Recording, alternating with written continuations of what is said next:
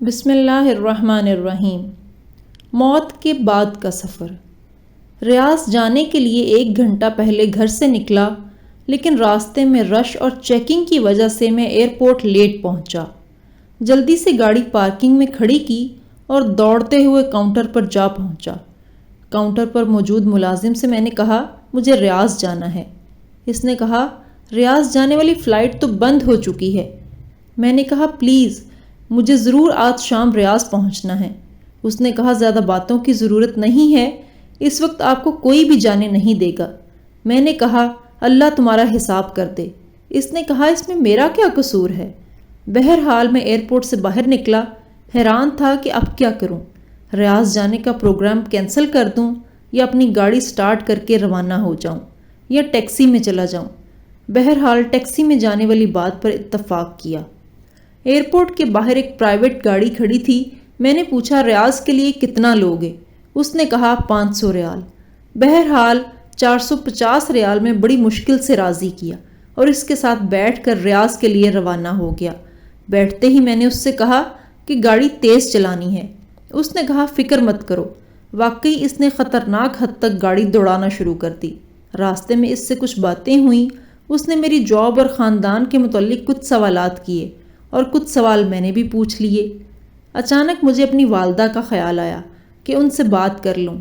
میں نے موبائل نکالا اور والدہ کو فون کیا۔ انہوں نے پوچھا بیٹے کہاں ہو؟ میں نے جہاز کے نکل جانے اور ٹیکسی میں سفر کرنے والی بات بتا دی۔ ماں نے دعا دی بیٹے اللہ تمہیں ہر قسم کے شر سے بچائے۔ میں نے کہا انشاءاللہ جب میں ریاض پہنچ جاؤں گا تو آپ کو اطلاع دے دوں گا۔ قدرتی طور پر میرے دل پر ایک پریشانی چھا گئی اور مجھے ایسا لگ رہا تھا جیسے کوئی مصیبت میرا انتظار کر رہی ہو۔ اس کے بعد میں نے اپنی بیوی کو فون کیا۔ میں نے اسے بھی ساری بات بتا دی اور اسے ہدایت کی کہ بچوں کا خیال رکھے، بالخصوص چھوٹی بچی کا۔ اس نے کہا جب سے تم گئے ہو مسلسل آپ کے بارے میں پوچھ رہی ہے۔ میں نے کہا میری بات کرواؤ۔ بچی نے کہا بابا آپ کب آئیں گے؟ میں نے کہا ابھی تھوڑی دیر میں آ جاؤں گا، کوئی چیز چاہیے تمہیں؟ وہ بولی ہاں میرے لیے چاکلیٹ لے آؤ۔ میں ہنسا اور کہا ٹھیک ہے۔ اس کے بعد میں اپنی سوچوں میں گم ہو گیا کہ اچانک ڈرائیور کے سوال نے مجھے چونکا دیا۔ اس نے پوچھا کیا میں سگریٹ پی سکتا ہوں؟ میں نے کہا بھائی تم مجھے ایک نیک اور سمجھدار انسان لگ رہے ہو، تم کیوں خود کو اور اپنے مال کو نقصان پہنچا رہے ہو؟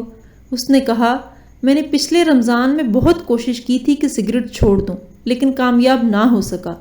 میں نے کہا اللہ تعالیٰ نے تمہیں بڑی قوت دی ہے، تم سگریٹ چھوڑنے کا معمولی سا کام نہیں کر سکتے۔ بہرحال اس نے کہا آج کے بعد میں سگریٹ نہیں پیوں گا۔ میں نے کہا اللہ تعالیٰ آپ کو ثابت قدمی عطا فرمائے، آمین۔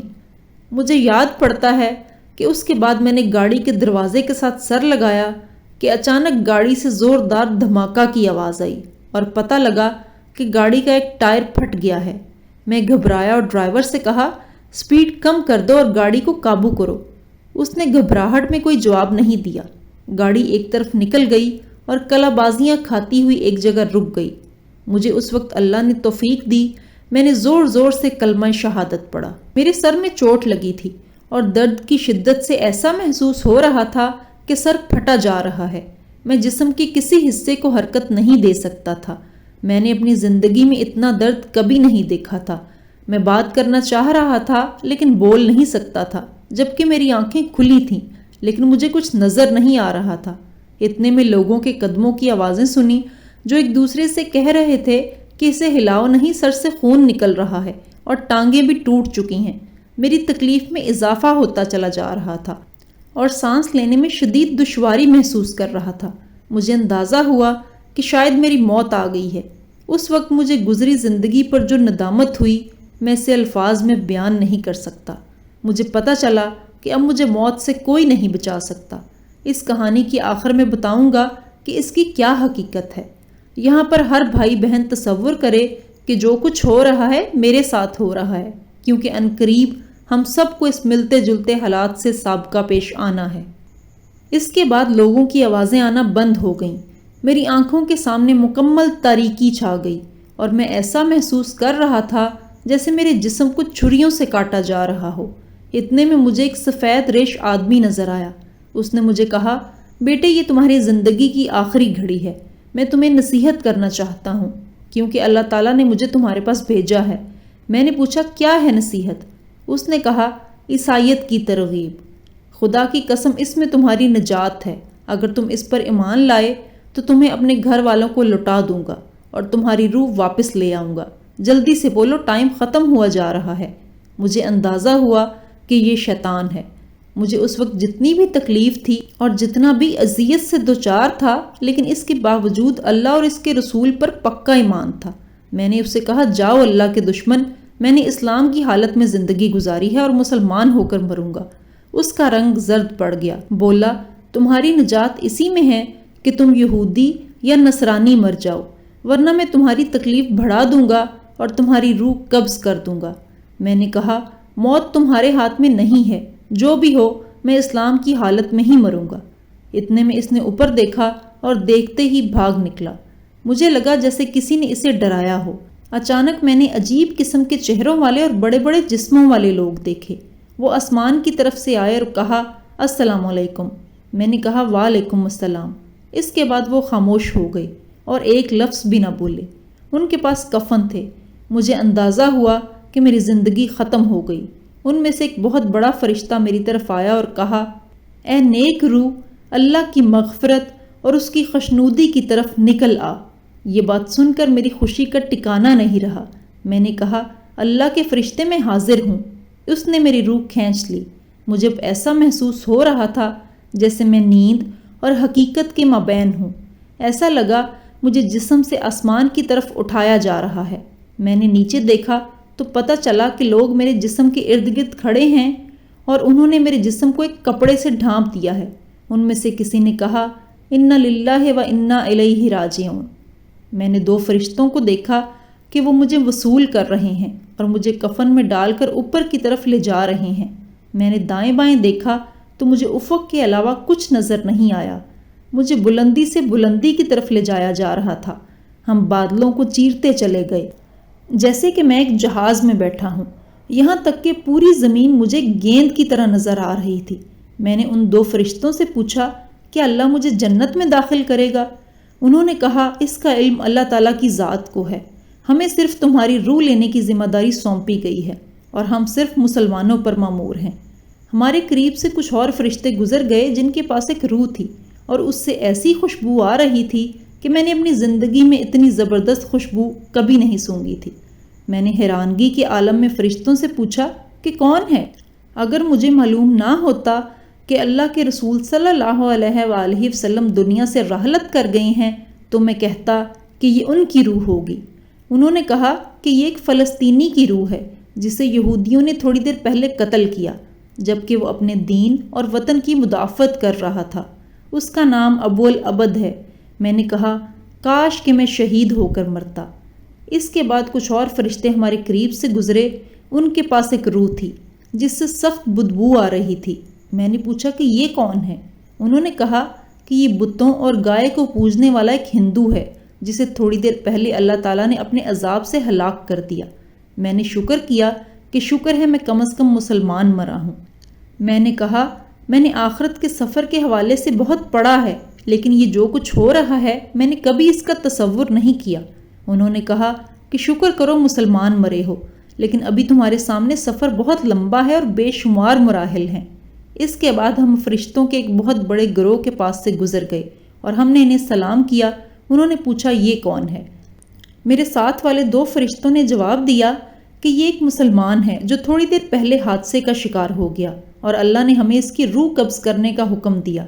انہوں نے کہا مسلمانوں کے لیے بشارت ہے کیونکہ یہ اچھے لوگ ہیں۔ میں نے فرشتوں سے پوچھا یہ کون لوگ ہیں؟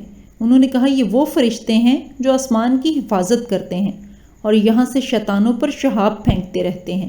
میں نے کہا یہ تو اللہ تعالیٰ کی بہت عظیم مخلوق ہے۔ انہوں نے کہا ان سے بھی زیادہ عظیم فرشتے ہیں۔ میں نے پوچھا وہ کون ہیں؟ وہ بولے جبرائیل اور عرش کو اٹھانے والے فرشتے، اور یہ سب مخلوق ایسی ہے کہ اللہ تعالیٰ کے حکم کی سرتابی نہیں کرتے۔ وہ اللہ کے دیے ہوئے کسی حکم کی نافرمانی نہیں کرتے اور جو حکم دیا جاتا ہے اسے بجا لاتے ہیں۔ اس کے بعد ہم مزید اوپر چڑھتے گئے یہاں تک کہ آسمان دنیا پر پہنچ گئے۔ میں اس وقت ایک خوف اور کرب کے عالم میں تھا کہ نامعلوم آگے کیا ہوگا۔ میں نے آسمان کو بہت بڑا پایا اور اس کے اندر دروازے تھے جو بند تھے، اور ان دروازوں پر فرشتے تھے جن کے جسم بہت بڑے تھے۔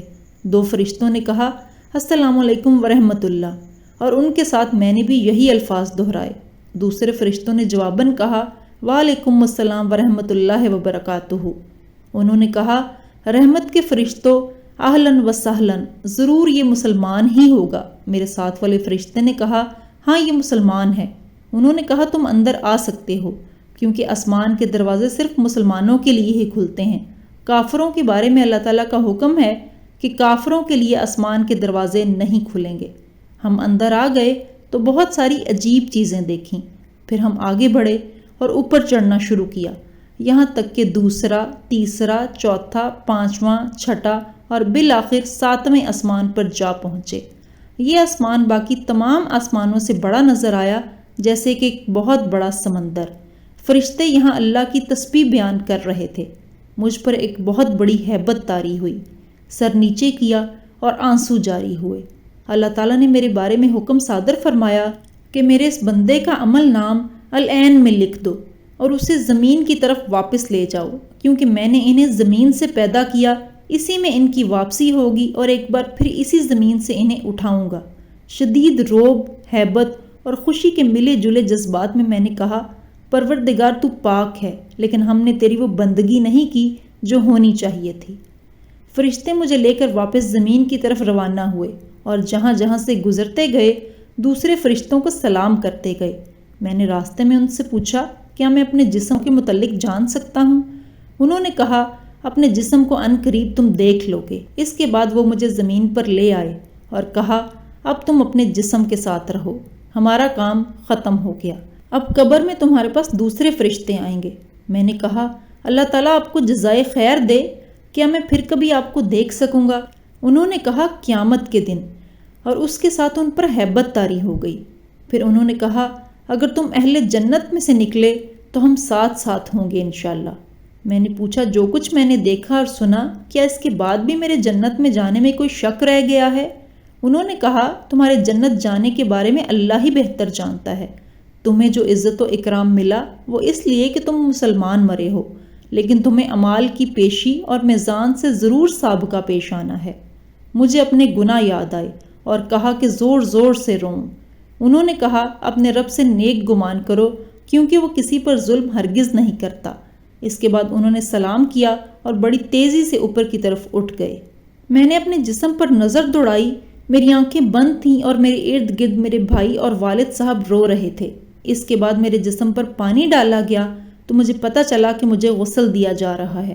ان کے رونے سے مجھے تکلیف ملتی تھی، اور جب میرے والد دعا کرتے کہ اللہ تعالیٰ تم پر رحم فرمائے تو ان کی یہ بات مجھے راحت پہنچاتی تھی۔ اس کے بعد میرے جسم کو سفید کفن پہنایا گیا۔ میں نے اپنے دل میں کہا افسوس میں اپنے جسم کو اللہ کی راہ میں ختم کرتا، کاش میں شہید مرتا، افسوس میں ایک گھڑی بھی اللہ کے ذکر یا نماز یا عبادت کے بغیر نہ گزارتا، کاش میں شب و روز اللہ کی راہ میں مال خرچ کرتا، افسوس، ہائے افسوس۔ اتنے میں لوگوں نے میرا جسم اٹھایا۔ میں اپنے جسم کو دیکھ رہا ہوں، لیکن نہ تو اس کے اندر جا سکتا ہوں اور نہ دور ہو سکتا ہوں۔ ایک عجیب سی صورتحال سے دوچار تھا۔ مجھے جب اٹھایا گیا تو جو چیز میرے لیے اس وقت تکلیف دہ تھی وہ میرے گھر والوں کا رونا تھا۔ میرا دل چاہ رہا تھا میں ابا سے کہوں ابا جان پلیز رونا بند کر دیں، بلکہ میرے لیے دعا کریں، کیونکہ آپ کا رونا مجھے تکلیف دے رہا ہے۔ میرے رشتہ داروں میں اس وقت جو کوئی میرے لیے دعا کرتا تو اس سے مجھے راحت مل جاتی تھی۔ مجھے مسجد پہنچایا گیا اور وہاں اتارا گیا، اور میں نے سنا کہ لوگ نماز پڑھنے لگے ہیں۔ مجھے شدید خواہش ہوئی کہ میں بھی ان کے ساتھ نماز میں شریک ہو جاؤں۔ میں نے سوچا کتنے خوش قسمت ہیں یہ لوگ کہ نیکیاں کما رہے ہیں، جبکہ میرا اعمال نامہ بند ہو گیا ہے۔ نماز ختم ہوئی تو مؤذن نے اعلان کیا۔ امام میرے قریب آیا اور نماز جنازہ شروع کی۔ میں حیران ہوا کہ وہاں بہت سارے فرشتے آ گئے جو ایک دوسرے سے باتیں کر رہے تھے کہ نماز پڑھنے والے کتنے لوگ ہیں اور ان میں کتنے موحد ہیں جو اللہ کے ساتھ شرک نہیں کرتے۔ چوتھی تکبیر میں نے دیکھا کہ فرشتے کچھ لکھ رہے ہیں۔ مجھے اندازہ ہوا کہ وہ لوگوں کی دعائیں لکھ رہے ہوں گے۔ اس وقت میرے دل میں خواہش پیدا ہوئی کہ امام اس رکعت کو مزید لمبی کر دے کیونکہ لوگوں کی دعاؤں سے مجھے عجیب سی راحت اور سرور مل رہا تھا۔ نماز ختم ہوئی اور مجھے اٹھا کر قبرستان کی طرف لے گئے۔ راستہ میں کچھ لوگ دعائیں مانگ رہے تھے اور کچھ رو رہے تھے، اور میں حیران و پریشان تھا کہ نامعلوم میرے ساتھ کیا ہونے والا ہے۔ مجھے اپنے تمام گناہ اور غلطیاں اور ظلم اور جو غفلت کی گھڑیاں میں نے دنیا میں گزاری تھیں، ایک ایک چیز سامنے آ رہی تھی۔ ایک شدید ہیبت کا عالم تھا جس سے میں گزر رہا تھا۔ الغرض قبرستان پہنچا کر مجھے اتارا گیا۔ اس وقت مختلف قسم کی آوازیں سننے میں آئیں۔ کوئی کہہ رہا ہے جنازے کو راستہ دے دو، کوئی کہہ رہا ہے اس طرف سے لے جاؤ، کوئی کہتا ہے قبر کے قریب رکھ دو۔ یا اللہ، میں نے کبھی اپنے بارے میں ایسی باتیں نہیں سوچی تھیں۔ مجھے قبر میں روح اور جسم کے ساتھ اتارا گیا، لیکن انہیں صرف میرا جسم نظر آ رہا تھا، روح نظر نہیں آ رہی تھی۔ اس کے بعد لاحت کو بند کرنا شروع کر دیا۔ میرا دل چاہا کہ چیخ چیخ کے کہہ دوں کہ مجھے یہاں نہ چھوڑیں، پتہ نہیں میرے ساتھ کیا ہوگا، لیکن میں بول نہیں سکتا تھا۔ الغرض مٹی ڈالنی شروع ہوئی اور قبر میں گھپ اندھیرا چھا گیا۔ لوگوں کی آوازیں آنی بند ہوتی چلی گئیں، لیکن میں ان کے قدموں کی آوازیں سن رہا تھا۔ ان میں سے جو کوئی میرے لیے دعا کرتا تو اس سے مجھے سکون مل جاتا تھا۔ اچانک قبر مجھ پر تنگ ہو گئی اور ایسا لگا کہ میرے پورے جسم کو کچل دے گی، اور قریب تھا کہ میں ایک چیخ نکال دوں، لیکن پھر دوبارہ اصلی حالت پر آ گئی۔ اس کے بعد میں نے ایک طرف دیکھنے کی کوشش کی کہ اچانک دو ہیبت ناک قسم کے فرشتے نمودار ہوئے، جن کے بڑے بڑے جسم، کالے رنگ اور نیلی آنکھیں تھیں۔ ان کی آنکھوں میں بجلی جیسی چمک تھی، اور ان میں سے ایک کے ہاتھ میں گرز تھا، اگر اس سے پہاڑ کو مارے تو اسے ریزہ ریزہ کرتے۔ ان میں سے ایک نے مجھے کہا بیٹھ جاؤ، تو میں فوراً بیٹھ گیا۔ پھر اس نے کہا تمہارا رب کون ہے؟ جس کے ہاتھ میں گرز تھا وہ مجھے بغور دیکھ رہا تھا۔ میں نے جلدی سے کہا میرا رب اللہ ہے۔ جواب دیتے وقت مجھ پر کپکپی طاری تھی، اس لیے نہیں کہ مجھے جواب میں کوئی شک تھا، بلکہ ان کے روب کی وجہ سے۔ پھر اس نے مزید دو سوال کیے کہ تمہارا نبی کون ہے اور تمہارا دین کون سا ہے، اور الحمدللہ میں نے ٹھیک جوابات دے دیے۔ انہوں نے کہا اب تم قبر کے عذاب سے بچ گئے۔ میں نے پوچھا کیا تم منکر نکیر ہو؟ انہوں نے جواباً کہا ہاں، اور بولے اگر تم صحیح جوابات نہ دیتے تو ہم تمہیں اس گرز سے مارتے اور تم اتنی چیخیں نکالتے کہ اسے زمین کی ساری مخلوق سن لیتی سوائے انسانوں اور جنوں کے، اور اگر جنوں انس اسے سن لیں تو بے ہوش ہو جائیں۔ میں نے کہا اللہ کا شکر ہے کہ اس نے مجھے اس مصیبت سے بچا لیا۔ اس کے بعد وہ چلے گئے اور ان کے جانے سے مجھے قدرے اطمینان حاصل ہوا۔ ان کے چلے جانے کے ساتھ ہی مجھے سخت گرمی محسوس ہوئی اور مجھے لگا کہ میرا جسم جلنے والا ہے، جیسے کہ جہنم سے کوئی کھڑکی کھولی گئی ہو۔ اتنے میں دو اور فرشتے نمودار ہوئے اور کہا السلام علیکم ورحمۃ اللہ وبرکاتہ۔ میں نے جواب دیا وعلیکم السلام ورحمۃ اللہ وبرکاتہ۔ انہوں نے کہا ہم فرشتے ہیں، ہم قبر میں تمہارے اعمال تمہیں پیش کرنے آئے ہیں تاکہ قبر میں قیامت تک تمہیں اپنی نیکیوں کا جو بدلہ ملنا چاہیے وہ بدلہ مل جائے۔ میں نے کہا اللہ کی قسم جس سختی اور اذیت سے میں دوچار ہوں میں نے کبھی اس کے متعلق سوچا نہیں تھا۔ پھر میں نے پوچھا کیا میں ایک سوال کر سکتا ہوں؟ انہوں نے کہا کر لو۔ میں نے پوچھا کیا میں اہل جنت میں سے ہوں، اور کیا اتنی ساری تکلیفیں جھیلنے کے بعد بھی میرے لیے جہنم جانے کا خطرہ ہے؟ انہوں نے کہا تم ایک مسلمان ہو، اللہ اور اس کے رسول صلی اللہ علیہ وآلہ وسلم پر ایمان لائے ہو، لیکن جنت جانے کا علم ایک اللہ کے علاوہ کسی کو نہیں ہے۔ بہرحال اگر تم جہنم چلے بھی گئے تو وہاں ہمیشہ نہیں رہو گے، کیونکہ تم مہد ہو۔ یہ سن کر میری آنکھوں سے آنسو جاری ہو گئے اور میں نے کہا اگر اللہ نے مجھے دوزخ بھیج دیا تو پتہ نہیں میں وہاں کتنا عرصہ رہوں گا۔ انہوں نے کہا اللہ سے امید رکھو کیونکہ وہ بہت کریم ہے، اور اب ہم تمہارے اعمال تمہیں پیش کر رہے ہیں، تمہارے بلوغت کے وقت سے لے کر تمہارے ایکسیڈنٹ کے وقت تک۔ انہوں نے کہا سب سے پہلے ہم نماز سے شروع کرتے ہیں، کیونکہ کافر اور مسلمان کے مابین فرق کرنے والی چیز نماز ہے، لیکن فی الحال تمہارے سارے اعمال معلق ہیں۔ میں نے حیرانگی سے پوچھا میں نے اپنی زندگی میں بہت سارے نیک اعمال کیے ہیں، آخر میرے اعمال معلق کیوں ہیں؟ اور اس وقت جو میں اپنے جسم میں دنیا جہاں کی گرمی محسوس کر رہا ہوں اس کی کیا وجہ ہے؟ انہوں نے کہا اس کی وجہ یہ ہے کہ تمہارے اوپر قرضہ ہے جو تم نے مرنے سے پہلے ادا نہیں کیا۔ میں رو پڑا اور میں نے کہا کیسے؟ اور یہ جو میرے اعمال معلق ہیں کیا اس کی وجہ بھی یہی ہے؟ میرا سوال ابھی پورا نہیں ہوا تھا کہ میری قبر میں اچانک روشنی آ گئی اور ایک ایسی خوشبو پھیل گئی کہ ایسی خوشبو نہ میں نے اپنی زندگی میں کبھی سونگھی اور نہ مرنے کے بعد۔ اس روشنی سے آواز آئی، السلام علیکم ورحمۃ اللہ وبرکاتہ۔ میں نے کہا، وعلیکم السلام ورحمۃ اللہ وبرکاتہ۔ میں نے پوچھا، تم کون ہو؟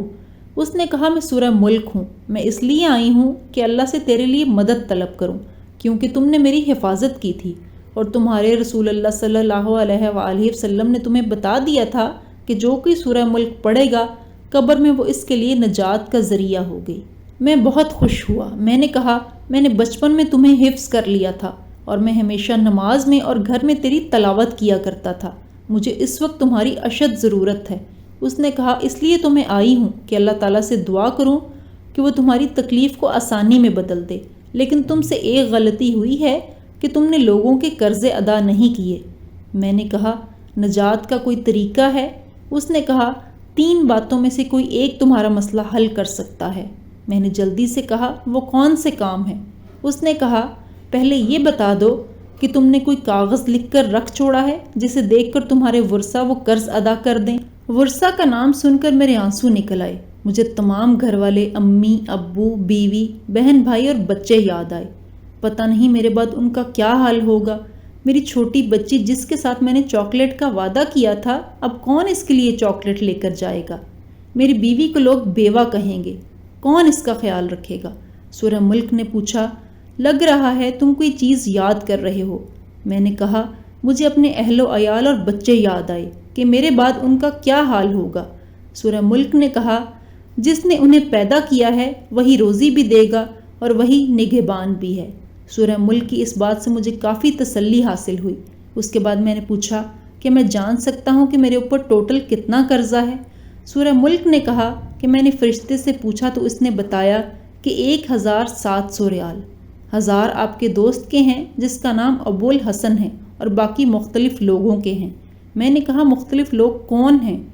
اس نے کہا، دراصل بلوغت سے لے کر آخری دن تک تم سے کئی بار اس بارے میں کوتاہی ہوئی ہے، اس طرح قرضہ بڑھ گیا ہے۔ مثلاً 5 ریال اس دکاندار کے ہیں جس سے آپ نے کوئی چیز خریدی تھی جبکہ آپ کی عمر 15 سال تھی۔ آپ نے اس سے کہا، پیسے کل دے دوں گا، اور پھر آپ نے نہیں دیے۔ اس طرح لانڈری والے سے آپ نے کپڑے دھلوائے اور اس کو ادائیگی کرنا بھول گئے۔ کرتے کرتے اس نے سارے لوگوں کے نام بتا دیے اور مجھے یاد آ گیا۔ سورہ ملک نے کہا کہ لوگوں کے حقوق کا معمولی سمجھنے اور ان سے تساہل برتنے کی وجہ سے بہت سارے لوگوں پر قبر میں عذاب ہوتا ہے۔ کیا تمہیں اپنے رسول اللہ صلی اللہ علیہ وآلہ وسلم نے خبر نہیں دی تھی کہ شہید کے اعمال بھی روک لیے جائیں گے جب تک اس کا قرضہ ادا نہیں ہوا ہوگا؟ میں نے کہا، نجات کا کوئی طریقہ ہو سکتا ہے؟ اس نے کہا، پہلا حل تو یہ ہے کہ جس کا قرضہ ہے وہ اپنا قرضہ معاف کر دے۔ میں نے کہا، ان میں سے اکثر تو ان قرضوں کو بھول گئے ہیں جس طرح میں بھول گیا تھا، اور ان کو میرے مرنے کی خبر بھی نہیں ہوگی۔ اس نے کہا، دوسرا حل یہ ہے کہ تمہارے ورثہ تمہاری طرف سے ادائیگی کر دیں۔ میں نے کہا، ان کو میرے قرضوں کی اور میری تکلیف کی کہاں خبر ہے، جبکہ میں نے کوئی وصیت نامہ بھی نہیں چھوڑا، کیونکہ مجھے موت اچانک آ گئی اور مجھے ان ساری مشکلات کا علم نہیں تھا۔ سورہ ملک نے کہا کہ ایک اور حل ہو سکتا ہے، لیکن میں تھوڑی دیر بعد تمہیں بتا دوں گی، اور اب میں جاتی ہوں۔ میں نے کہا، خدارا مت جائیے، کیونکہ تمہارے جانے سے تاریکی ہو جائے گی جو میری موجودہ تکلیف میں اضافے کا باعث بنے گی۔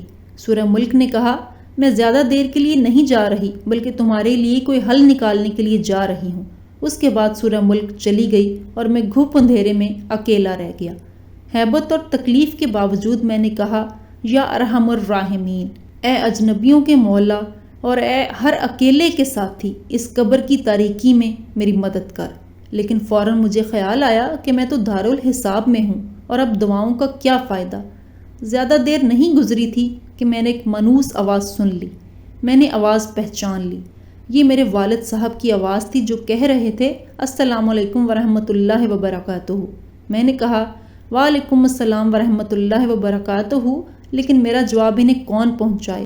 پھر انہوں نے روتے ہوئے کہا، اے اللہ، میں اس بیٹے سے راضی ہوں، تو بھی اس سے راضی ہو جا۔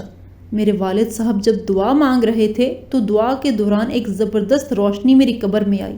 یہ دراصل رحمت کا فرشتہ تھا جو میرے والد کی دعا کو نوٹ کر رہا تھا، اور جب تک میرے والد نہیں گئے میرے ساتھ رہا۔ میرے والد صاحب جب واپس ہوئے تو فرشتے نے کہا، تیرے والد کی دعا آسمانوں تک جائے گی اور انشاءاللہ اللہ تعالیٰ اس کو قبول کرے گا، کیونکہ والد کی دعا اپنے بیٹے کے لیے مستجب ہوتی ہے۔ میں نے تمنا کی کہ کاش میرے والد میری قبر پر زیادہ دیر کے لیے ٹھہرتے اور دعا مزید لمبی کرتے، کیونکہ ان کی دعا کی وجہ سے مجھے کافی آرام ملا۔ میں نے فرشتے سے پوچھا، کیا میں ایک سوال کر سکتا ہوں؟ اس نے کہا، پوچھو۔ میں نے کہا، جب سے میں مرا ہوں اب تک کتنا عرصہ گزر گیا؟ اس نے کہا، جب سے تمہاری وفات ہوئی آج تیسرا دن ہے اور اس وقت ظہر کا وقت ہے۔ میں نے حیرانگی سے کہا، 3 دن اور اتنے سارے معاملات اور واقعات اور یہ قبر کی تاریکی جبکہ باہر کی دنیا روشن ہے؟ فرشتے نے کہا، تمہارے سامنے بہت لمبا سفر ہے، اللہ اسے تمہارے لیے آسان کر دے۔ میں اپنے آپ کو قابو نہ کر سکا اور رونے لگا، اور ایسا رویا کہ مجھے یاد نہیں پڑتا کہ میں کبھی زندگی میں اتنا رویا ہوں۔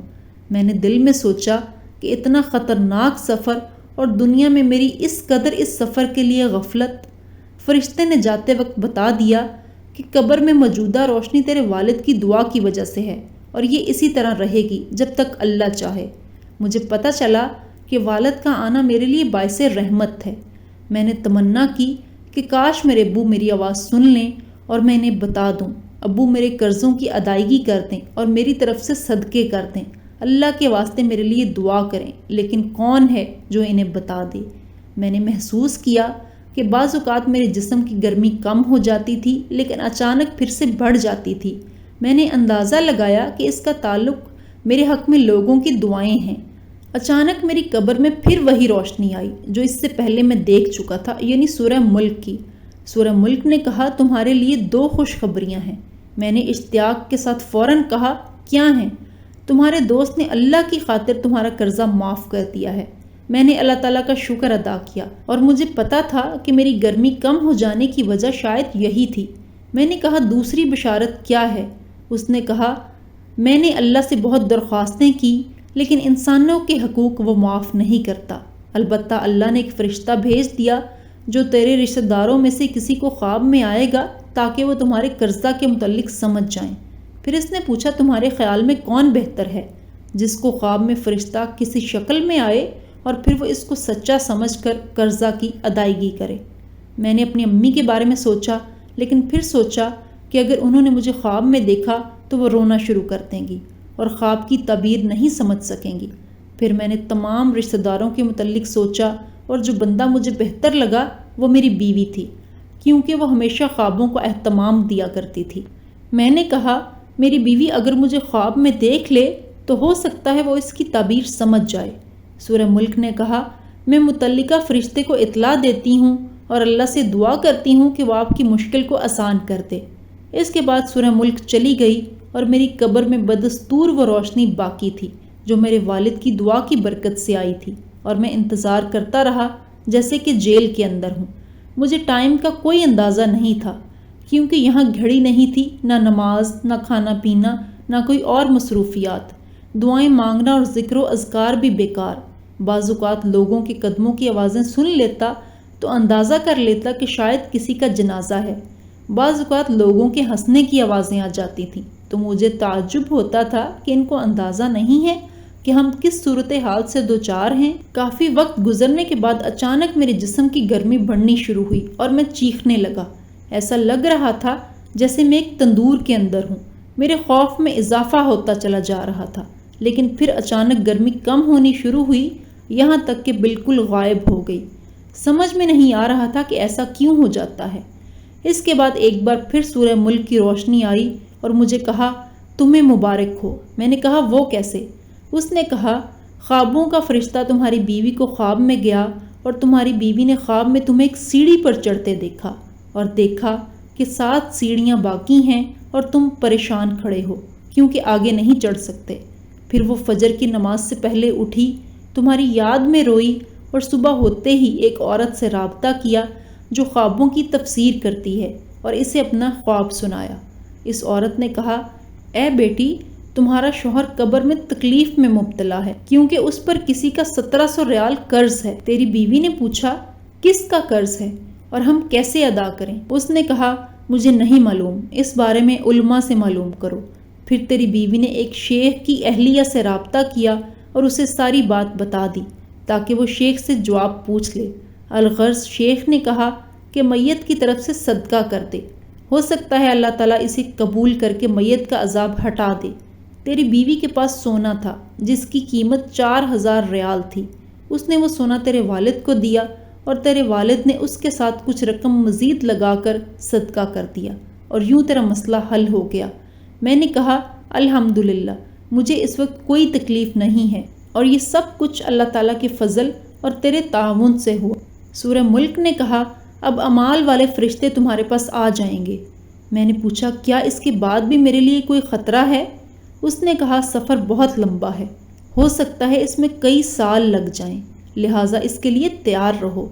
کئی سال والے جواب نے میری پریشانی میں اضافہ کر دیا۔ سورہ ملک نے کہا بہت سارے لوگ صرف اس وجہ سے قبروں میں عذاب جھیل رہے ہیں کہ وہ بعض باتوں کو معمولی سمجھتے تھے، جبکہ اللہ کے نزدیک وہ معمولی نہیں ہیں۔ میں نے کہا مثلاً کون سے اعمال؟ اس نے کہا بہت سارے لوگوں پر قبروں میں اس لیے عذاب ہے کہ وہ پیشاب سے نہیں بچتے تھے اور گندگی کی حالت میں اللہ کے سامنے کھڑے ہوتے تھے۔ اس طرح چغلی، چوری، سود اور مال یتیم کی وجہ سے بہت سارے لوگوں پر عذاب ہو رہا ہے۔ پھر اس نے کہا کہ کچھ لوگوں پر عذاب قبر اس لیے بھی ہے تاکہ قیامت آنے سے پہلے ان کا کھاتہ صاف ہو جائے، اور کچھ لوگوں پر قیامت تک عذاب رہے گا اور پھر جہنم میں داخل کیے جائیں گے۔ میں نے کہا اللہ کی سزا سے بچنے کی کوئی سبیل ہے؟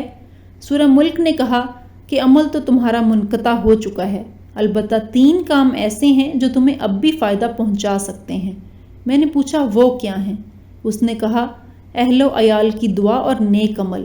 اس کے علاوہ کوئی کام اگر تم نے دنیا میں کیا ہے جو انسانوں کے لیے نفع بخش ہو، مثلا مسجد کی تعمیر، تو تم اس سے مرنے کے بعد بھی مستفید ہو سکو گے۔ اس طرح اگر علم کی نشر و اشاعت میں تم نے حصہ لیا ہو تو وہ اب بھی تمہارے لیے نفع بخش ہے۔ میں نے کہا میں کتنا بدبخت ہوں کہ دنیا میں کتنے عمل کے مواقع تھے جس سے میں نے کوئی فائدہ نہیں اٹھایا، اور آج بے یار و مددگار قبر میں پڑا ہوں۔ میرا دل چاہا کہ میں چیخ چیخ کر لوگوں کو پکاروں کہ اے لوگوں قبر کے لیے تیاری کر لو۔ خدا کی قسم اگر تم لوگوں نے وہ کچھ دیکھا جو میں نے دیکھا تو مسجدوں سے باہر نہیں نکلو گے اور اللہ کی راہ میں سارا مال لگا دو گے۔ سورہ ملک نے کہا مردہ لوگوں کی نیکیاں عام طور پر شروع کے دنوں میں بہت ہوتی ہیں، لیکن اس کے بعد رفتہ رفتہ وہ کم ہوتی چلی جاتی ہیں۔ میں نے پوچھا کیا یہ ممکن ہے کہ میرے گھر والے اور میرے رشتہ دار مجھے بھول جائیں گے؟ مجھے یقین نہیں آ رہا ہے کہ وہ اتنی جلدی مجھے بھول جائیں گے۔ اس نے کہا نہیں، ضرور ایسا ہوگا، بلکہ تم دیکھو گے کہ شروع میں تمہاری قبر پر تمہارے اہل و عیال زیادہ آئیں گے، لیکن جب دن ہفتوں میں، ہفتے مہینوں میں اور مہینے سالوں میں تبدیل ہوں گے تو تمہاری قبر پر آنے والا ایک بندہ بھی نہیں ہوگا۔ مجھے یاد آیا کہ جب ہمارے دادا کا انتقال ہوا تھا تو ہم ہر ہفتے اس کی قبر پر جایا کرتے تھے، پھر ہر مہینے میں ایک بار، اور پھر ہم انہیں بھول گئے۔ جب میں زندہ تھا تو مردوں کو بھول جاتا تھا، لیکن آج میں خود اس حالت کو پہنچ چکا ہوں۔ دن، ہفتے اور مہینے گزرتے گئے اور میری مدد کے لیے کوئی نہ تھا سوائے چند اعمال کے جو مجھے پہنچتے تھے، یا میرے والد، بھائیوں اور دوسرے رشتہ داروں کا میری قبر پر آنا جو رفتہ رفتہ کم ہوتا گیا۔ زیادہ تر مجھے اپنی والدہ کی دعا پہنچتی رہی جو وہ تہجد میں میرے لیے کرتی رہیں۔ باخدا وہ دعا میرے لیے طمانینت کا باعث ہوتی تھی۔ نیک اعمال کا آنا کم ہوتا چلا گیا۔ نامعلوم کیا وجہ تھی کہ سورہ ملک کا آنا بھی بند ہو گیا۔ میری قبر میں پھر اندھیرا چھا گیا۔ مجھے بعض گناہ یاد آئے جو میں نے کیے تھے۔ ایک ایک دن اور ایک ایک گھڑی یاد آ رہی تھی۔ مجھے اپنے گناہ پہاڑ کے برابر لگ رہے تھے۔ اپنے آپ کو ملامت کر رہا تھا، کتنے گناہ ہیں جو میں نے بڑی دلیری سے کیے تھے، کتنی نمازیں ہیں جو میری فوت ہو گئی ہیں، کتنی فجر کی نمازیں ہیں جو میں نے غفلت کی وجہ سے نہیں پڑھی تھیں۔ یہ سارے گناہ یاد کر کے میں اتنا رویا کہ مجھے ٹائم کا چونکہ اندازہ نہیں تھا، اس لیے اگر میں کہہ دوں کہ مہینوں رویا ہوں گا تو مبالغہ نہیں ہوگا۔ ایک دن اچانک ایسی روشنی آئی جیسے سورج نکل چکا ہو، اور میں نے فرشتوں کی آوازیں سنی کہ وہ ایک دوسرے کو مبارکباد دے رہے ہیں۔ میری سمجھ میں نہیں آ رہا تھا کہ کیا ہو چکا ہے۔ میرے پاس سورہ ملک آئی اور خوشخبری سنا دی۔ سورہ ملک نے بتایا کہ رمضان المبارک کا مہینہ شروع ہو گیا اور یہ رحمت اور معافی کا مہینہ ہے، اور اس میں بہت سارے مردے مسلمانوں کی دعاؤں کی برکت سے نجات پا لیتے ہیں۔ میں بہت خوش ہوا۔ اللہ تعالیٰ انسانوں پر کتنا مہربان ہے، لیکن انسان ہے کہ گمراہی پر تلا ہوا ہے۔ سورہ ملک نے بتایا اللہ تعالیٰ کسی کو آگ میں نہیں ڈالنا چاہتا، لیکن یہ انسانوں کی اپنی حماقت ہوتی ہے کہ وہ ایسے گناہ کر جاتے ہیں جو ان کی سزا کا موجب ہوتے ہیں۔ پھر اس نے کہا اب تھوڑی دیر بعد مسلمان نماز پڑھیں گے اور تم ان کی آوازیں سنو گے۔ سورہ ملک چلی گئی اور میری قبر میں بدستور روشنی تھی۔ میں نے پہلی بار مسجد سے آنے والی آواز سن لی، اپنی زندگی کو یاد کیا اور تراویح کو یاد کیا تو بہت رویا۔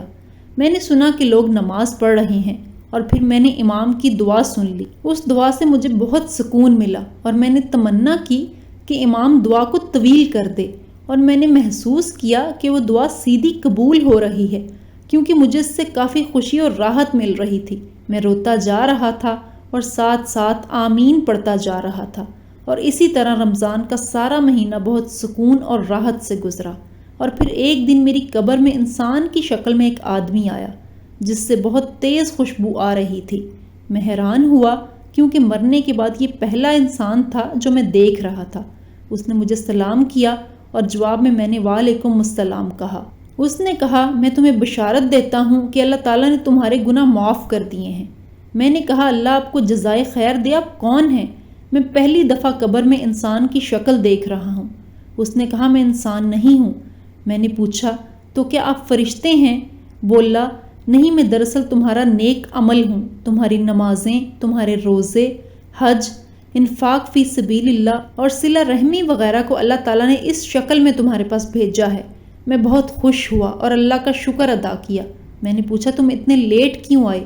اس نے کہا تمہارے گناہ اور تمہارے قرضے میری راہ میں رکاوٹ تھے، اور جب اللہ تعالیٰ نے معافی کا اعلان کر دیا تو میرے لیے راستہ کھل گیا۔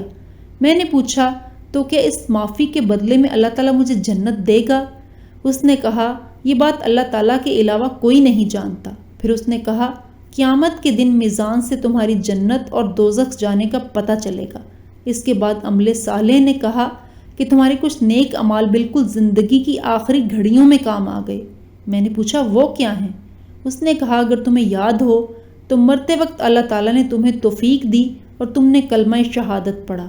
تمہیں اندازہ نہیں ہے کہ فرشتوں کو کتنی خوشی ہوئی کہ تمہاری زندگی کا خاتمہ توحید پر ہوا، جبکہ شیطان تمہیں نصرانیت اور یہودیت کی تلقین کر رہا تھا۔ اس وقت تمہارے ارد گرد دو قسم کے فرشتے موجود تھے، ایک وہ جو مسلمانوں کی روحیں قبض کرتے ہیں اور کچھ وہ جو کافروں کی روحیں قبض کرتے ہیں۔ جب تم نے کلمہ پڑھا تو وہ فرشتے چلے گئے جو کافروں کی روحیں قبض کرتے ہیں، پھر انہوں نے تمہاری روح قبض کر لی۔ میں نے پوچھا اس کے علاوہ بھی کوئی نیکی ہے؟ اس نے کہا ہاں، جب تم نے ڈرائیور کو سگریٹ چھوڑنے کی نصیحت کی تو آج جو خوشبو تم سونگھ رہے ہو اس نصیحت کی بدولت ہے۔ اس کے علاوہ اپنی والدہ کو تمہاری کال اور اس کے ساتھ جو بھی تم نے باتیں کیں، اللہ تعالیٰ نے ہر بات کے بدلے تمہارے لیے نیکیاں لکھ دیں۔ مجھے یاد آیا جو باتیں میں نے اپنی والدہ سے کی تھیں، مجھے پتا ہوتا تو میں ان باتوں میں گھنٹہ لگا دیتا۔ پھر عمل صالح نے بتایا کہ زندگی کے آخری وقت میں ایک گناہ بھی تمہارے کھاتے میں لکھا گیا۔ میں حیران ہوا اور پوچھا وہ کیسے؟ عمل صالح بولا تم نے بچی سے کہا میں تھوڑی دیر میں آ جاؤں گا، اس طرح تم نے اس سے جھوٹ بول دیا، کاش مرنے سے پہلے تم توبہ کر لیتے۔ میں رویا۔ میں نے کہا اللہ کی قسم میرا ارادہ جھوٹ کا نہیں تھا، بلکہ میرا خیال یہ تھا کہ اس طرح وہ میرے آنے تک صبر کر لے گی۔ اس نے کہا جو بھی ہو آدمی کو سچ بولنا چاہیے، کیونکہ اللہ تعالیٰ سچے لوگوں کو پسند کرتا ہے اور جھوٹ بولنے والوں کو ناپسند کرتا ہے، لیکن لوگ اس میں بہت تساہل اور غفلت کا مظاہرہ کرتے ہیں۔ پھر اس نے کہا تمہاری وہ بات بھی گناہ کے کھاتے میں لکھ دی گئی ہے جو تم نے ایئرپورٹ میں کاؤنٹر پر بیٹھے ہوئے شخص سے کہہ دی کہ اللہ تمہارا حساب کر دے۔ اس طرح تم نے ایک مسلمان کا دل دکھا دیا۔ میں حیران ہو گیا کہ اتنی معمولی باتیں بھی گناہ اور ثواب کا باعث بنی ہیں۔ عمل صالح نے مزید بتایا کہ انسانوں پر اللہ تعالیٰ کا بہت بڑا احسان ہے کہ جب وہ ایک نیکی کریں تو اللہ تعالیٰ اسے 10 گنا بلکہ 700 گنا بڑھا دیتا ہے، اور بہترین اعمال وہ ہیں جو اللہ تعالیٰ کو زیادہ محبوب ہیں۔ میں نے کہا 5 وقتہ نماز کے بارے میں کیا خیال ہے؟ عملے صالح نے کہا، نماز، زکوٰۃ، سیام، حج وغیرہ تو فرائض ہیں، میں ان کے علاوہ بھی تمہیں ایسے اعمال بتا دوں گا جو اللہ تعالیٰ کو بہت محبوب ہیں۔ میں نے کہا، وہ کیا ہیں؟ بولا، تمہاری عمر جب 20 سال تھی تم عمرے کے لیے رمضان کے مہینے میں گئے تھے، تم نے وہاں 100 ریال کی افطاری خرید کر لوگوں میں بانٹ دی، اس کا بہت اجر تم نے کمایا ہے۔ اس طرح ایک بار بوڑھی عورت کو کھانا کھلایا تھا، وہ بوڑھی ایک نیک عورت تھی، اس نے تمہیں جو دعائیں دیں اس کے بدلے اللہ تعالیٰ نے تمہیں بہت نیکیاں اور اجر دیا ہے۔ میں تمہیں ایک بات اور بتا دوں، ایک بار تم مدینہ جا رہے تھے کہ راستے میں تمہیں ایک آدمی کھڑا ملا جس کی گاڑی خراب ہوئی تھی، تم نے اس کی جو مدد کی، اللہ تعالیٰ کو تمہاری وہ نیکی بہت پسند آئی اور تمہیں اس کا بہت بڑا اجر ملا ہے۔ اس کے بعد میری قبر کھل گئی اور اس میں بہت زیادہ روشنی آ گئی اور فرشتوں کے گروہ در گروہ آتے ہوئے نظر آئے، عملے صالح بھی۔ ذرا سوچئے، یہ کہانی عبرت کے لیے لکھی گئی ہے لیکن احادیث مبارکہ کے بیان کے مطابق ہے۔ کیا اس کہانی کے سننے کے بعد بھی ہم آخرت کے لیے فکر مند نہیں ہوں گے؟ کیا اس کہانی کے بعد بھی ہم گناہ کریں گے؟